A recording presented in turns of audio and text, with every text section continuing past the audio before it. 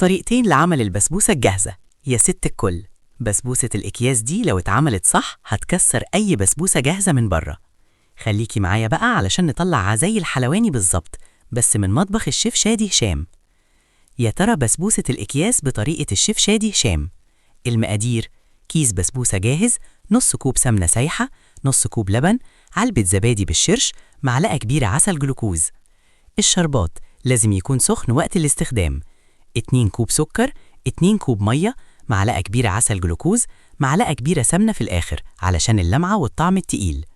الطريقة الصح اللي تضمن لك نتيجة تقيلة. الصينية سر اللعبة: ادهني الصينية سمنة بس دهنة محترمة في القاع والجوانب، وسيبيها تبرد وتمسك نفسها. الخطوة دي تخلي البسبوسة تطلع قطعة واحدة من غير ما تلزق. تسخين السوائل: على نار هادية حطي اللبن زائد السمنة زائد الجلوكوز، نسخن بس لحد ما يدوب من غير غليان، احنا بندفي مش بنغلي. إضافة الزبادي: ضيفي علبة الزبادي على الخليط الدافي وقلبي بإيدك لحد ما اللون يبقى أبيض كريمي.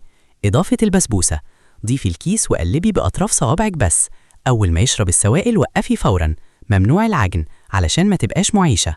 في الصينية انزلي بيها في صينية 20 أو 22، وارزعي الصينية كام رزة خفيفة علشان تطلع الهواء وتستوي مظبوط. التسوية: فرن سخن على 200 لحد ما الجوانب تدهب، بعد كده نوطي على 150 تكمل بهدوء وتستوي من قوة من غير ما تتحرق. التشريب: أول ما تطلع وهي نار نسقيها بالشربات وهو نار برضو، سخن في سخن علشان تشرب صح وتفضل طرية ولمعة. أهم نصيحة: ما تسمعيش كلام الكيس، الطريقة دي هي اللي هتديكي نتيجة حلواني بجد. ما تنساش تصلي على الحبيب، اعملي لايك وشير علشان نوصل لأكتر عدد ممكن. اللايك مش هيفرق معاك لكن بيفرق معايا جدا علشان نقدر نستمر وننشر كل جديد. طريقة عمل أكياس البسبوسة الجاهزة. حبيبة قلبي، لو لسه ما جربتيش البسبوسة بالطريقة دي يبقى فاتك نص عمرك في المطبخ. تعالي أقولك على حركة تديكي بسبوسة دايبة ومرملة وطعمها أغنى من أي جاهزة. بسبوسة الأكياس باللبن البودر المحمص، فكرة مبتكرة وطعم يخلي اللي ياكل يسأل عملتيها إزاي. المقادير: كيس بسبوسة جاهزة، كوباية لبن بودر، ربع كوب عسل جلوكوز، نص كوب سمنة بلدي سايحة، نص كوب مية، لوز أو جوز هند أو بندق للتزيين. الشربات: كوب سكر، كوب مية، عصرة ليمونة. الطريقة بالتفصيل كده على أصولها.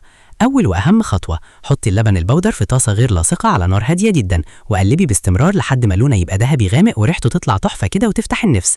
خلي بالك ما يتحرقش، الفرق بين التحميص والتحريق دقيقة تركيز. في بولة كبيرة حطي كيس البسبوسة وضيفي عليه اللبن البودر المحمص وقلبيهم مع بعض كويس.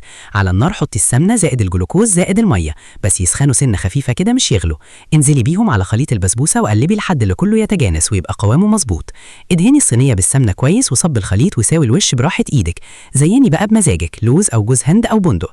فرن سخن مسبقا على درجة متوسطة ودخليها لحد ما تاخد لون ذهبي حلو من فوق. أول ما تطلع وهي سخنة اسقيها شربات سخن برضو علشان تتشرب وتفضل طرية ومرملة. سر المهنة: تحميص اللبن البودر هو اللي ناقل البسبوسة نقلة تانية خالص، بيدي طعم كراميلي خفيف وغنى يخليها مختلفة 180 درجة عن أي طريقة تقليدية. النتيجة: بسبوسة طرية مرملة دايبة وكل لقمة فيها طعم محمص مميز يخليكي تعتمديها رسميا في مطبخك. ما تنساش تصلي على الحبيب، اعملي لايك وشير علشان نوصل لأكتر عدد ممكن. اللايك مش هيفرق معاك لكن بيفرق معايا جدا علشان نقدر نستمر وننشر كل جديد.